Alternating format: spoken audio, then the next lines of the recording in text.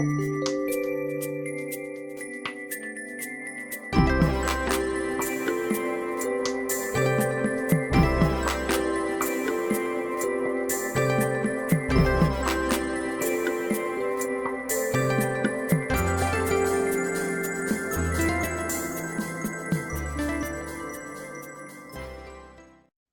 and welcome to Pandora Astrology's monthly horoscope for February of 2023. We are the astrologers of Pandora Astrology. I'm Jamie Kale Miller. I'm in Berkeley, California. And I'm Julia Mijas, and I'm in San Francisco, California. Let's take a look at what's happening for you in February. Well, let's start, Taurus, with the placements and the traveling of Ceres and Juno, a couple of asteroid goddesses that are very dear to my heart and possibly yours, because Ceres is your ruling planet. And here she is traveling along through the sixth house.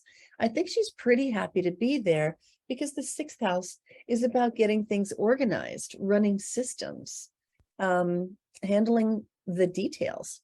Ceres is a goddess of things that are very practical. She is all about food, body, and money, the simple things of life, and how we create stability and security for ourselves financially and physically.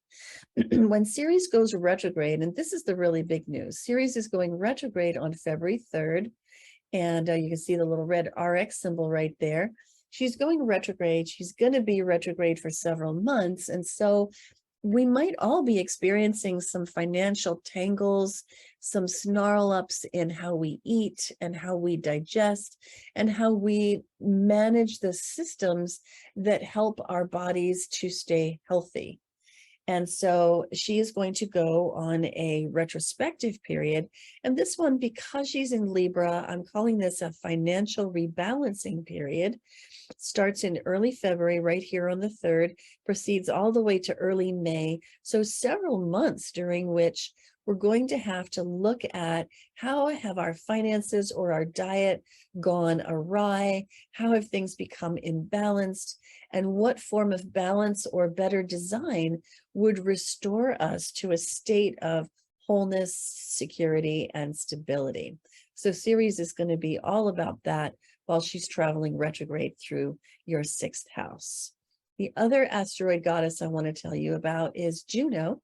She's in Aries and in your 12th house of dreams, of retreat, solitude, surrender, things spiritual. Whenever planets enter this house, there can be a feeling of dissolution that is happening. And Juno signifies committed relationships. She's also a social maven, something of a networker. So you might feel as if your social life is kind of falling apart. You might feel like you don't want to be around your community or groups, your contacts right now. You just want to retreat and pull away.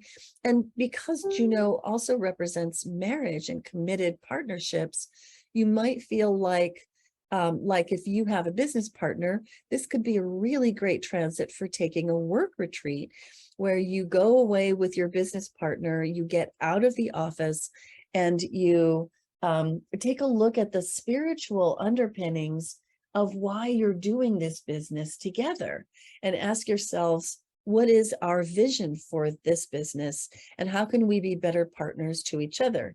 And even if you don't have a business partner, this is a great thing to do with your spouse when Juno is in the 12th house. So having a little like mini retreat of 2 is a great use of this transit. Hey, Julia, what's up with Venus, Mercury, and Mars? I think Venus is going to be coming into this 12th house eventually this month too. Oh, she sure is. Hey there, Taurus. So Venus is the planet of relationships, and she begins the month in your 11th house, the house of friends, the house of groups, anytime you find yourself among others. So with Venus in the 11th at the beginning of the month, this is a really big boost to your social life. You might be connecting more to your friends. You might be finding yourself at more conferences or within a club or a gamer circle, and Venus can add a little luck to your your long-term goals, which are also ruled by the 11th. But by February 19th or 20th, depending on where you are in the world, just as Jamie said, Venus is going to enter your 12th house. Now, this is a house of isolation. It is a house of charity and spirituality. And wherever we have Venus is where we find a little bit of pleasure. So you could find that after a social beginning to the month, you actually just want to hang out on your own by the end of the month, or maybe with your partner too, because Venus is a relationship planet. You guys might just want to hang out at home or go on a camping trip, just kind of get away from it all. This could be a wonderful transit to go on a yoga retreat, for example. Then Mercury, the planet that rules your mind, starts off in your 9th house. Now, Mercury and the 9th have a lot in common. They both have a lot to do with education, learning, travel. So your mind could be on foreign places at the beginning of the month, or maybe you're trying to learn something new to expand yourself in some way. This is a great transit if you find yourself still in school. Then by February 11th, Mercury is going to move into your 10th house of career, where he's going to spend the rest of the month. And Mercury in the 10th means that you're going to be spending more time for the rest of the month thinking about your career, planning, strategizing.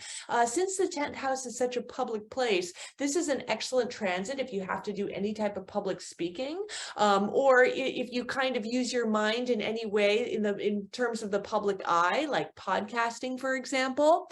And Mercury in the 10th house might mean that you have more communications with your authority figures in your life or people that you work with.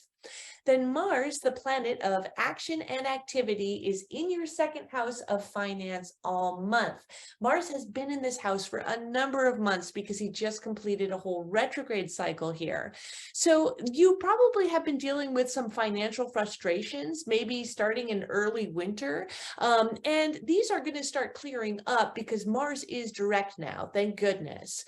Mars in the 2nd might mean that you're very motivated, very driven to kind of gain more stuff in your life. This can be a time where you actually impulsively spend money, so be very careful about that.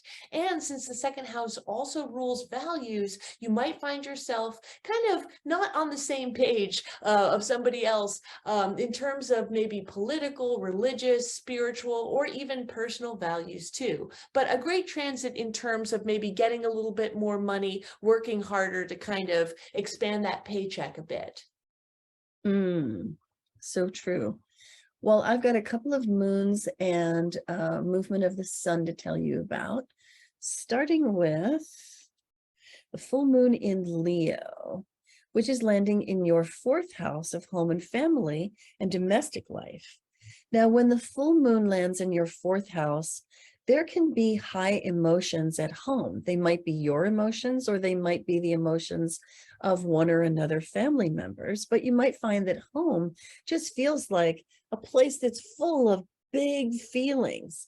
You might even want to retreat over to work where the sun in Aquarius is saying, you know, get a grip on it and just like chill, you know.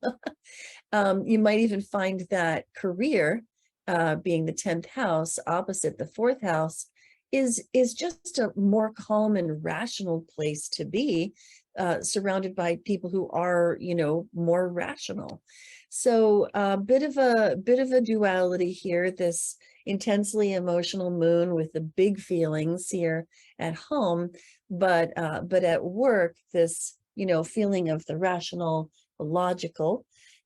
Uranus is stirring the pot for sure over here in your 1st house. So you might be feeling a little rebellious, a little bit reactive. And it's possible that the person who had those big emotions had them because you rattled their cage. That wouldn't at all be surprising. So yeah, this moon has a lot going on with it.